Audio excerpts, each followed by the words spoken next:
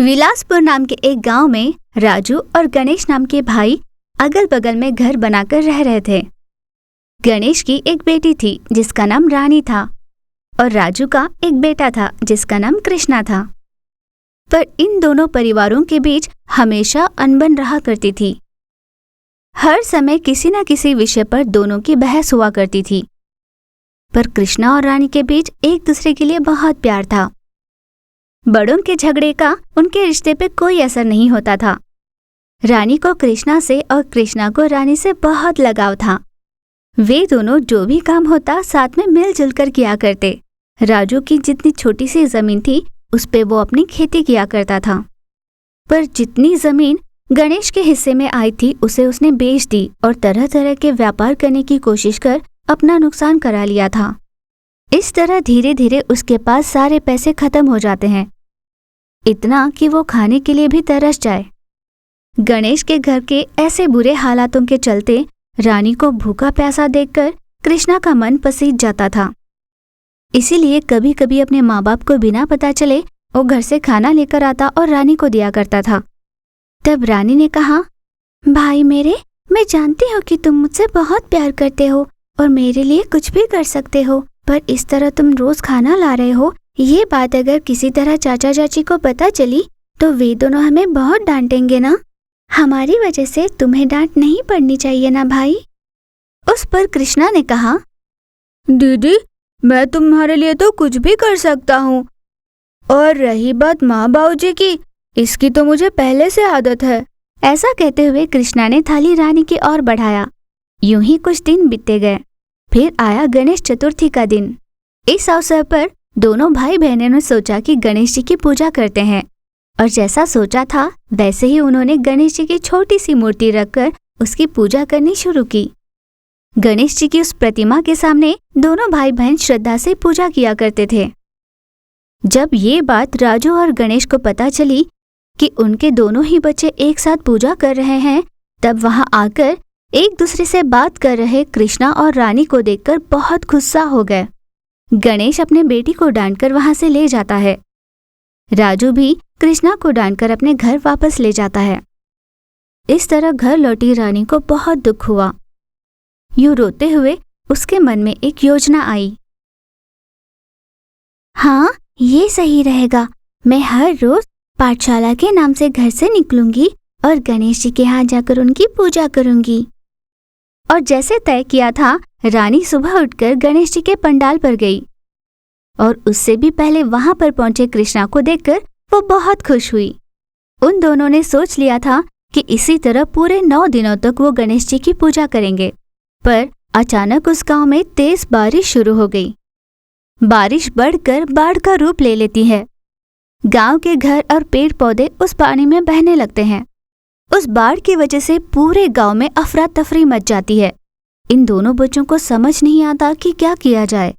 वे दोनों मिलकर ठान लेते हैं कि चाहे जो भी हो जाए गणेश जी की मूर्त को डूबने नहीं देंगे। दीदी, अब चाहे जो भी हो जाए, हमने जैसे तय किया था हमें 9 दिनों तक गणेश जी की पूजा करनी होगी। अब भले ही हम पानी में खड़े हैं, पर चाहे जो भी हो जाए गणेश जी की पूजा हमें नहीं रोकनी चाहिए। पर दीदी, इस बाढ़ के पानी में तो मछलियां भी बहते हुए आ रही है, हमें कुछ करके इन्हें रोकना होगा। तब रानी ने सुझाव दिया कि गणेश जी के पंडाल में पानी ना जाए, इसलिए उन्हें चारों ओर से एक बांध बनाना चाहिए। तब रानी ने कहा, मेरी भी यही सोच है भाई, कि चाहे जो भी हो जाए गणेश जी के पंडाल को कोई नुकसान ना हो। ऐसा सोचकर वे दोनों गणेश जी के प्रतिमा के सामने जाकर पानी में खड़े होकर ही उनकी पूजा करते हैं। उन दोनों के भक्ति से प्रसन्न होकर गणेश जी वहां सच में प्रकट हो जाते हैं।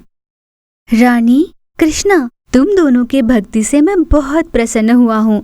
तुम दोनों इतने छोटे हो पर नित्य नियमित मेरी पूजा कर रहे हो, इसीलिए मैं तुम्हारी भक्ति से बहुत प्रसन्न हुआ हूँ। बच्चे चौंक कर सुन रहे थे। तुम दोनों बहुत श्रद्धा से मेरी भक्ति कर रहे थे, इसलिए मैं तुम्हें कोई वर देना चाहता हूँ।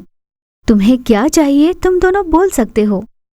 गणेश जी ने ऐसे कहा, बाबा गणेश जी, हम तो बहुत छोटे बच्चे हैं, हमारी भला क्या इच्छाएं होंगी, पर हाँ, एक छोटी सी इच्छा तो है। हम दोनों के माँ बाबूजी बहुत झगड़ते रहते हैं, एक दूसरे के साथ बात नहीं करते। आप कुछ ऐसा कीजिए जिससे हम सब मिलजुल कर प्यार से रहें। रानी की बात सुन गणेश जी ने कहा, अवश्य करूँगा बेटा, मैं तुम दोनों की भक्ति से बहुत खुश हूँ। तुम जो चाहते हो वो हो जाएगा। ऐसा कहकर गणेश जी वहाँ से गायब हो गए। धीरे धीरे पूरे गांव में बाढ़ की स्थिति ठीक हो गई और गणेश जी ने जैसा आशीर्वाद दिया था, कृष्णा के माँ बाप और रानी के माँ बाप दोनों ही साथ में मिलकर रहने लगे। कृष्णा और रानी को ये देखते हुए बहुत खुशी हो रही थी। तब रानी ने अपने भाई से कहा, भाई, अगर हम गणेश जी की पूरी श्रद्धा से पूजा करें तो वो कैसे भी इंसान को ठीक कर सकते हैं। अब उदाहरण के तौर पर अपने माँ बाबूजी को ही ले लो। इसीलिए अब से चाहे जो भी हो जाए, हर साल हम गणेश जी की प्रतिमा को घर में बिठाकर पूरी श्रद्धा से उनकी पूजा करेंगे। जैसे उन दोनों ने सोचा था, उनके माँ बाबूजी साथ में बहुत खुश रहने लगे थे। और ये सब उस गणेश जी की वजह से ही हुआ था। ये जानकर रानी और कृष्णा ने मन ही मन उन्हें नमस्कृत किया। बेबी और शांति बारिश के कारण उनके घर में घुसे पानी को बाल्टी में भर भर कर घर के आंगन में डाल रहे थे। जब वे दोनों इस तरह पानी बाल्टी में भरकर बाहर डाल रहे थे, वो पानी बदलकर सोना बन रहा था। ये देख दोनों माँ बेटी आश्चर्यचकित हो गए। बाप रे, इतना सारा सोना, ये कहाँ से आया होगा? मुझे तो यकीन ही नहीं हो रहा। ऐसा कहकर बेबी ने जैसे ही सोना छुआ, वो गायब हो गया। अचानक बेबी की आंख खुल गई। इसका मतलब ये सपना था। अगर ये सच होता तो कितना अच्छा होता। ऐसा सोचकर वो वापस सो गई। सुबह हो गई। बेबी सुबह उठकर अपने माँ के पास गई और टिफिन सेंटर पर उनकी सहायता करने लगी। आए हुए ग्राहक को वो बने हुए डोसे देती और उनसे पैसे लिया करती। इस तरह उनके दोषों का धंधा अच्छे से चल रहा था। ये यूं चल रहा था कि वहाँ एक स्वामी जी आए। स्वामी जी ने उनसे कहा, बहन जी, खाने के लिए जो भी हो दे दीजिए। बेबी ने हाँ कहा और उनको गर्मा गर्म डोसा और इडली परोस कर दे दिया। स्वामी जी ने नाश्ता किया और नाश्ता कर वहाँ से बिना रुपए दिए चले गए। तब बेबी ने कहा, स्वामी जी, आपने रुपए नहीं दिए ना? ओ स्वामी जी, आप फिर से कह रही हूँ स्वामी जी। ऐसे उसने आवाज लगाई। पैसे नहीं है बेटा।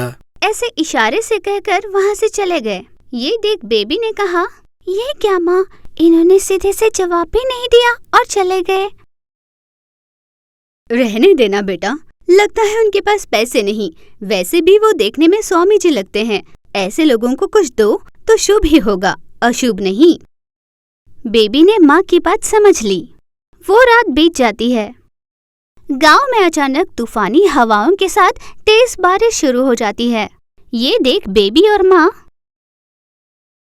पता नहीं कैसी बारिश चल रही है। 4 दिनों से टिफिन सेंटर खोला भी नहीं। अब पैसे कैसे बनेंगे, कुछ समझ नहीं आ रहा। इतने में एक औरत छाता लिए उनके घर के पास आती है। बेटा बेबी, क्या तुम लोग घर में कुछ नाश्ता बना रहे हो? नहीं आंटी जी, हम लोग घर में कोई नाश्ता नहीं बना रहे। घर में ही क्यों ना हो, कुछ नाश्ता बनाया करो, लोग आ जा तो रहे हैं। ऐसा कहकर वो औरत वापस लौट गई। कुछ देर बाद एक आदमी भी वहाँ आकर नाश्ता पूछने लगा। बेबी के ना कहने पर वो आदमी भी वहाँ से लौटकर चला गया।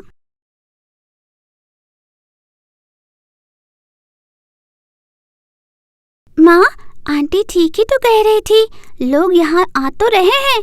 अगर हम घर में ही नाश्ता बना कर देंगे तो काम हो जाएगा ना माँ? माँ ने बेबी की बात मान ली।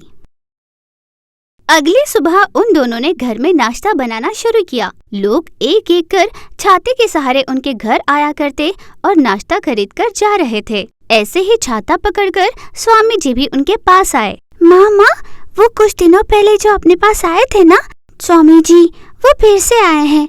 लगता है इस बार भी बिना पैसे के ही खाएंगे। क्या फिर भी मैं उन्हें नाश्ता दूं? उस पर माँ ने कहा, कोई बात नहीं बेटा, दे देना। बेबी ने माँ की बात मानी और नाश्ता परोसकर स्वामी जी को अंदर बुलाकर उन्हें दे दिया। स्वामी जी नाश्ता कर बिना पैसे दिए वहाँ से लौट जाते हैं। उस पर वे दोनों कुछ नहीं कहते। ऐसे ही कई दिन गुजरे। उसके अगले दिन अचानक बारिश और भी ज्यादा तेज हो गई। बड़ी तूफानी हवाओं के साथ बिजली कड़ककर बारिश होने लगी थी। गांव में जैसे बाढ़ सी आ गई थी। बेबी और उसकी माँ ये सब देखकर बहुत घबरा गए। उनके घर के अंदर भी पानी घुस चुका था। निचले स्तर पर रहने वाले सभी के घर डूब चुके थे और सब लोग पानी में बहने लगे थे। पानी से बचने के लिए बेबी और उसकी माँ छत पर चढ़कर खड़ी हो जाते हैं। बारिश तेज होने लगी थी। ऐसे ही लगातार 3 दिनों तक बारिश हुई, जिससे गांव सारा पानी से भर चुका था। बाढ़ जैसी स्थिति हुई थी। 3 दिन हो चुके थे। बारिश पूरी तरह से थम गई थी। धूप निकल आई थी। गांव का पानी भी कुछ कुछ कम हो चुका था। माँ और बेटी पानी को देखते हुए कहते हैं, माँ, घर का सारा सामान पानी में बह गया। घर में हर तरफ पानी ही पानी है। घर में कोई भी चीज नहीं बची माँ। ये सुन माँ ने रोते हुए कहा, हाँ बेटा, टिफिन सेंटर का भी सारा सामान पानी में बह गया। पता नहीं अब हम क्या करेंगे। हे भगवान। इस तरह वे दोनों रोने लगे। बहुत देर तक दुखी होने के बाद और कोई चारा ना होने के कारण उन दोनों ने बाल्टी में पानी भरकर बाहर डालना शुरू किया। इस तरह जब वे पानी डाल रहे थे तो वो पानी सोने में बदलकर वापस उनके घर आने लगा था। ये देख वो दोनों माँ बेटी आश्चर्यचकित हो गए थे। इस तरह वे दोनों पानी बाहर बहा रहे थे और वो सोना बनते जा रहा था। ये सब क्या हो रहा था उन दोनों के समझ में कुछ न आया। तभी वहाँ से स्वामी जी गुजरते हुए कहते हैं, किया हुआ पुण्य खाली नहीं जाता। पुण्य के बदले पुण्य तो पाप के बदले पाप मिलता है। ऐसे जोर से हंसते हुए वहाँ से चले जाते हैं। ये देख वे दोनों माँ बेटी बात समझ गए। स्वामी जी की मदद करने के कारण उन्हें ये सारी चीजें मिली, ये बात वो समझ चुके थे। उस सोने से वे दोनों माँ बेटी धनवान हो जाते हैं। एक बड़ा सा होटल बनवाकर वे दोनों माँ बेटी खुशी खुशी रहने लगे थे।